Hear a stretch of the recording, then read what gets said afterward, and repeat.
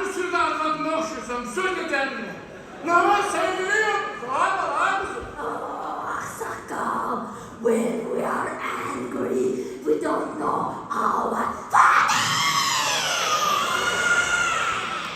Gönder diyelim. Tavan mısın? Bu kadar kışkırı gözüne cüzüyorum. Sabah uşak günleri yaparsın. Ya Sakal, Değil bu inanmamehli firman atamı tanrı. Göğüsü olunca atasını tanıma. Sakal. Böyle sanki bir ittifakından düzenlerdi adam böyle. Ben seni gönderemem bu dünyaya. Hani sen bu dünyanın var ki o dünyanın olsun. Kesin. Buna çok mutlu. Senden zehleşeyim.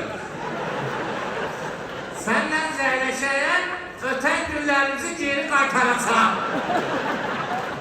Baraklı calırsan, saz hemen saz, dik hemen dik.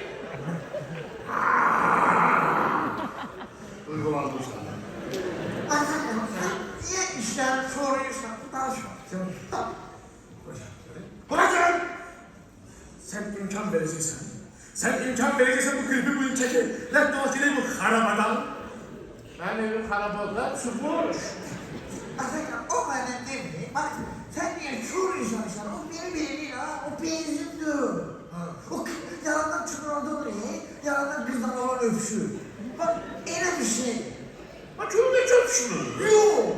Orada o benim kız durur, oğlan eski o benim çocukları para bak. Ha? Ne peşindesin nasıl? Ne istiyorsun?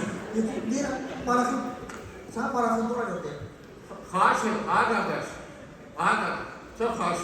Yes. Adam da, erken de, çok karşı. Ay ana. Kızım sen mi var abi? Biraz senden ben seni ana değilim.